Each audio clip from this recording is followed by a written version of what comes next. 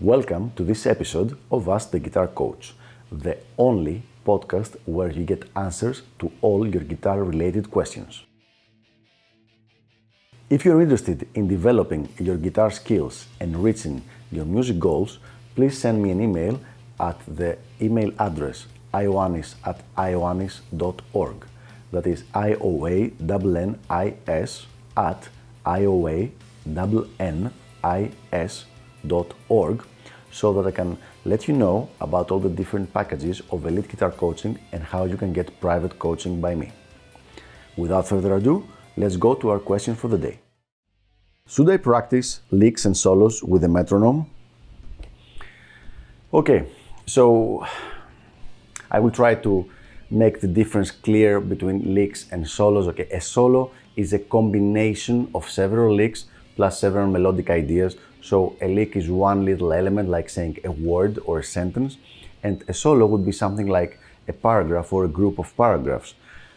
This is a combination of, the solo can be a combination of licks, as I say, with a few melodic ideas thrown in for good measure. So in both cases, the answer is yes, you should practice these things with a metronome once you have memorized them first. Basically, the process is the following. First of all, you listen to the solo and you separate it into different segments. Those segments should be separate licks and separate parts of the solo.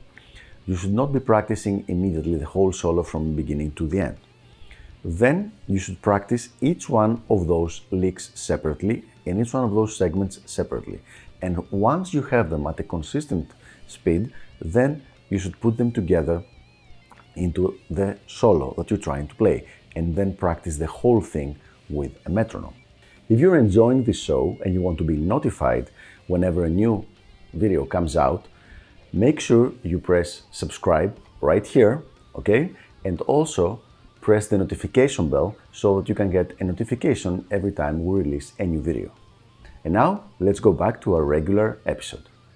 If the solo you're trying to learn is a fairly well-known song, there are many chances that there will be a backing track in YouTube for that song. And this is great. And the reason it's great is because you can use the backing track to play on top of it in variable speed. This is the important thing. So you can play at 25%, at 50%, at 75%, and 100%. So if you know the solo, if you know how to play it, if you've memorized it, you can now play it over the backing track at half speed, and then after a while, a few days, a few weeks maybe, over the backing track at 75% speed. And it will make perfect sense, and it will also help you, perfect musical sense, and it will also help you identify the problem spots. Once you have identified specific licks that might be giving you trouble, then you can practice those licks by themselves with a metronome to get them in a better speed and become more proficient with them before you try to put them in the solo again. Now, the next thing I do very often is, if I'm practicing something, especially when I was learning solos from songs, is I would get the backing track into Cubase or in any digital audio recording workstation, and I would speed it up and slow it down, the backing track, so that it would be at my speed level.